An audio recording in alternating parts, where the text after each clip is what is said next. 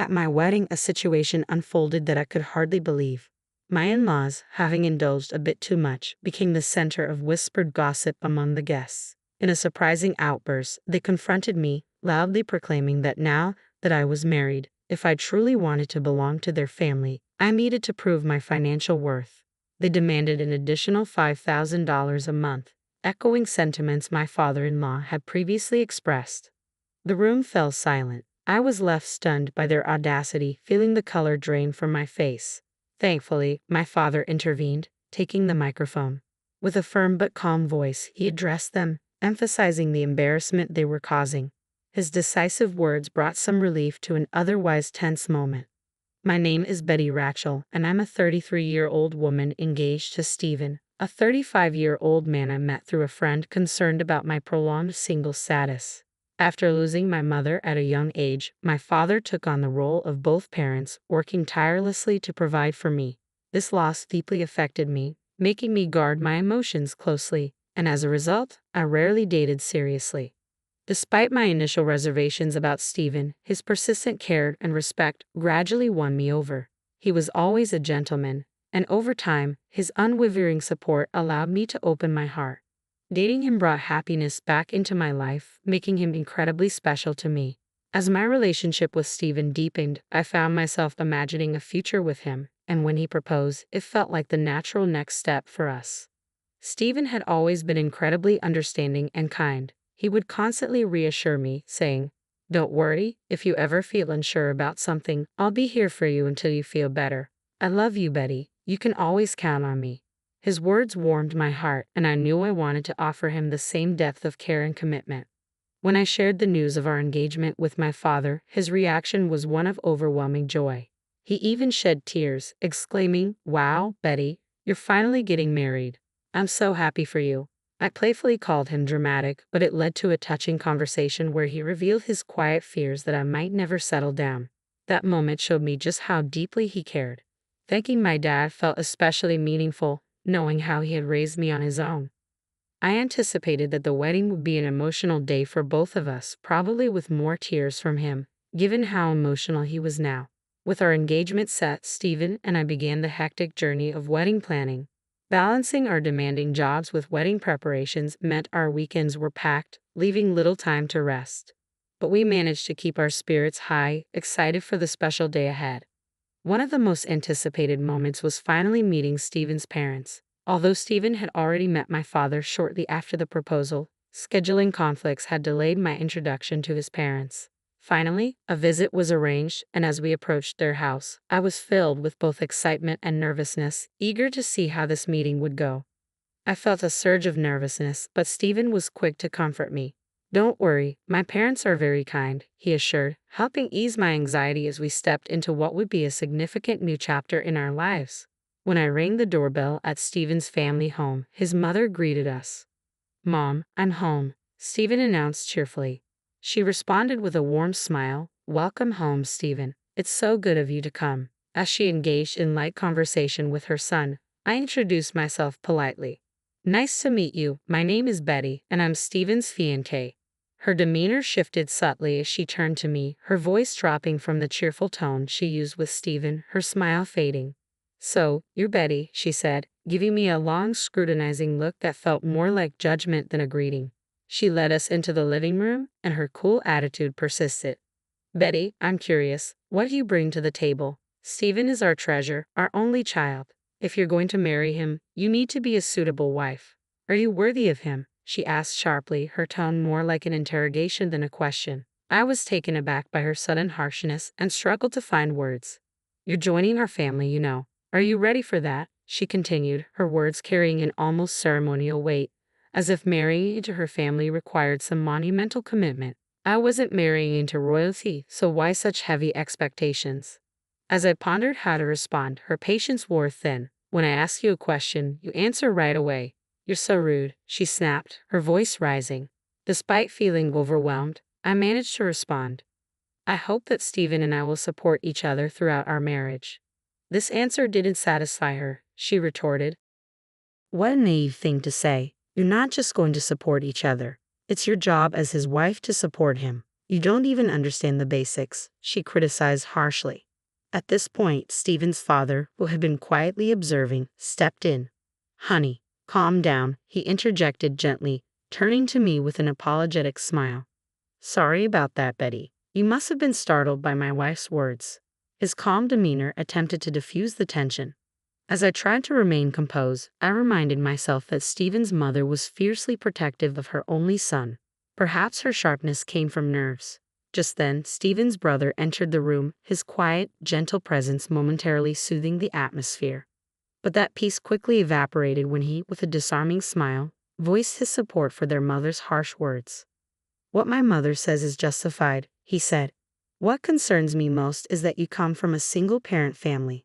Confused, I asked, what do you mean by that? Being raised by just one parent doesn't have a good public image. We can't be too happy about someone like that becoming the wife of our only son, can we? He explained calmly. Hold on a minute, I began, as shock and anger flared inside me. I couldn't let his comment pass unchallenged. What's wrong with being raised by a single parent? My father worked incredibly hard to raise me on his own, and I'm proud of him and my upbringing. Being raised by one parent doesn't make me any less capable or valuable, I said, my voice firm. But they continued to argue. Since you were missing one parent, you couldn't have learned how to be a good wife, how to do housework and such, they claimed. I responded, refusing to let their assumptions diminish me. I did plenty of housework to help my father, and I can cook pretty well too. So please don't say that. Despite my rebuttal, Stephen's mother dismissed my words entirely. I will allow you to marry Stephen, she said, but in exchange, you must promise to devote everything to us because we are Stephen's parents. Can you promise that?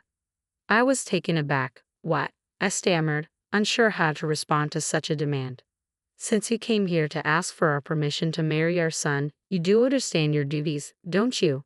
She continued, leaving no room for negotiation. Before I could gather my thoughts to articulate a response, the conversation continued, and it became clear that my in-laws were intent on dominating the discussion. I barely had space to express my views. That night, as I reflected on what had happened, I felt overwhelmed by the encounter and deeply unsettled by the dynamics I was about to enter. The evening had been a wake-up call, and I realized I needed to talk to Stephen about how his parents treated me. Stephen, do your parents always talk to people like that? I asked gently, hoping for some understanding or support. He seemed unaffected by my question. What about it? He replied, clearly not seeing the issue. I tried again, carefully explaining my concerns. Well, the way your parents spoke to me, and what they said, doesn't that seem unfair? Stephen shrugged it off. Oh really? They were just making sure you're ready for the marriage. I understood that his parents were concerned for their son's future, but their approach had felt excessive. It was troubling that Stephen didn't seem to see it the same way. I get that your parents are worried, but it felt like too much, I pointed out carefully. Really? Why is that? Stephen asked, his tone neutral. They didn't say anything wrong. Besides, they gave us their blessing to get married, so don't worry about it. His response troubled me. It seemed he was more in line with his parents' views than with understanding my feelings. Sensing my unease, Stephen wrapped his arms around me in a reassuring hug. Betty, you don't have to worry so much, he said softly. My parents are just a little upset because their only son is getting married. Though his words were meant to comfort, they only confirmed that he didn't fully grasp my concerns. It's all going to be fine. Don't overthink it. I'm sure they just want what's best for us. They want us to be as good of a couple as they are. That's why they were a bit harsh, he added. Oh, I replied, still feeling unsettled. Stephen seemed to think his parents' high expectations were normal, but I couldn't shake the feeling that it wasn't right for them to judge me simply because I was raised by a single parent. I didn't believe that people who expressed such views were truly supportive partners. We are the ones getting married, I thought, and our focus should be on our love, not their approval or disapproval. Although I was upset, I decided not to dwell too much on his parents' opinions. The wedding day soon arrived, and the venue was filled with our relatives, friends, colleagues, and even bosses. As I walked down the aisle, my father beside me, the man who had lovingly raised me on his own, I felt a whirlwind of emotions. Stephen and I exchanged our vows and rings, and the room erupted in applause.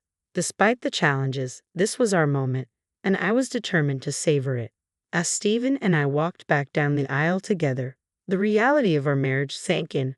filling me with a joy I had never experienced before. At the reception, the hall was bustling with excitement. Videos of our journey together played in the background, adding a personal touch to the celebration. It was a joyful time, reconnecting with friends I hadn't seen in a while and receiving heartfelt congratulations from so many people. Despite my initial reservations about Stephen's parents, the day had turned out to be one I would always cherish. I felt relieved and genuinely happy that I had chosen to marry Stephen.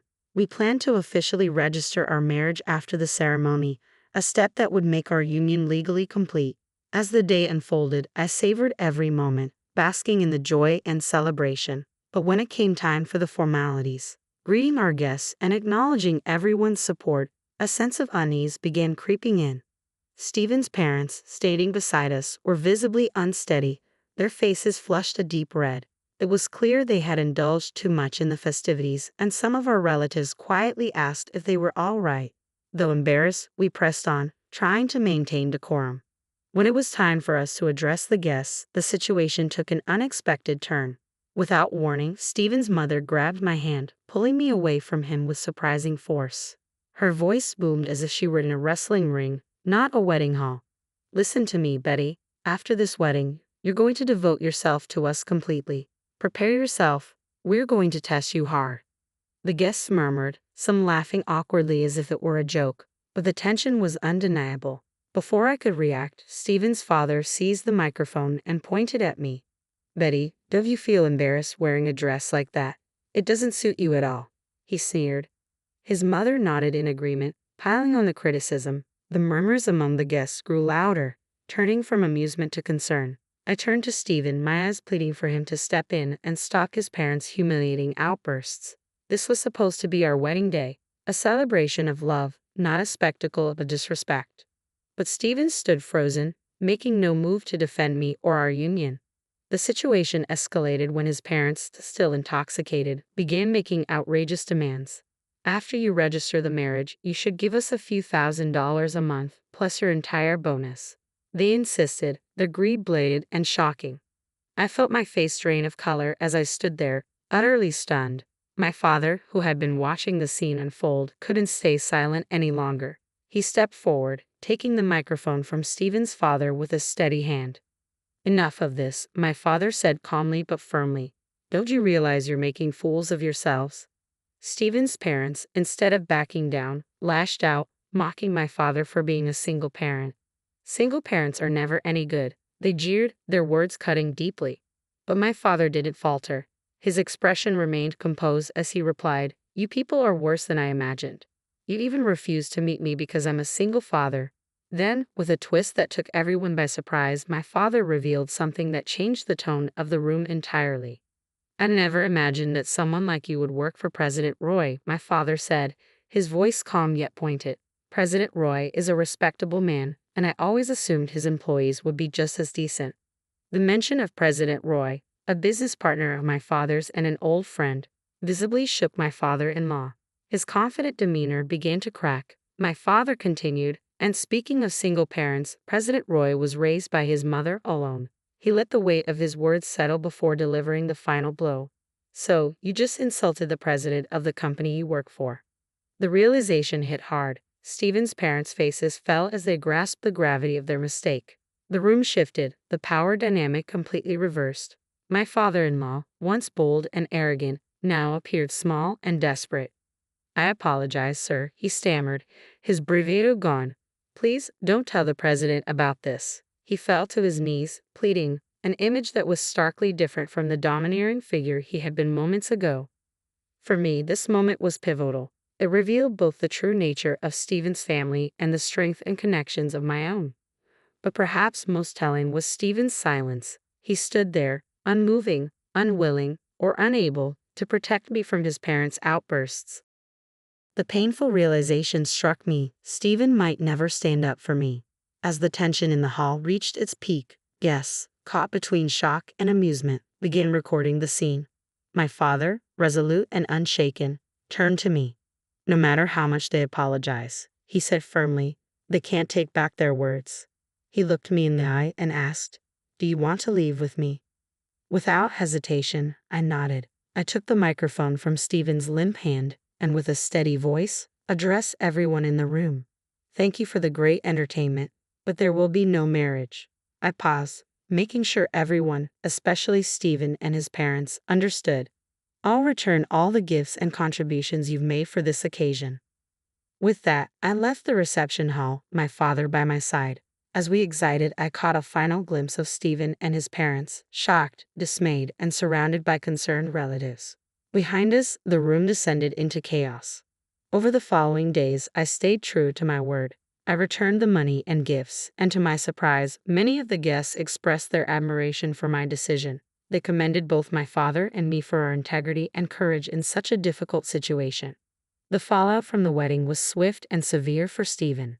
His co-workers, many of whom had witnessed the debacle, spread word of the incident. It not only tarnished his reputation but also highlighted his inability to stand up to his unreasonable parents. Embarrassed and unable to face his colleagues, Stephen resigned from his job. The repercussions extended to his father as well. Word of the incident reached President Roy, and he took swift action. Stephen's father was demoted and reassigned to a remote division of the company, a clear message about the company's stance on integrity and respect. Stephen's family found themselves increasingly isolated within their community, shunned by both neighbors and extended family. Their actions at the wedding had led to a social and professional downfall, a stark reminder that actions have consequences, and sometimes those consequences are unavoidable. In the midst of this chaos, my life began to take a new direction. The bond with my father deepened, and we spent more quality time together. One day, he broached a topic that caught me off guard. "Betty, are you interested in running the business?" he asked, his eyes filled with hope and sincerity. I hesitated, unsure. "Do you mean? Why don't you work towards becoming the president of my company?" he suggested, confident in my abilities. The idea was daunting, but his belief in me sparked a sense of purpose. "I'll do my best, I promise," excitement and nervousness swirling inside me. From that moment on, I shifted my focus entirely to my career. Romantic entanglements could wait. I was determined to prove not just to my father, but to myself, that I could excel. I dove into learning every aspect of the business, determined to lead with the same strength and integrity my father had always shown. Looking back on the wedding fiasco, it was clear that Stephen's family had been unreasonable, turning what should have been a joyous occasion into a spectacle. Thankfully, since the marriage was never officially registered, I avoided a legally binding mistake.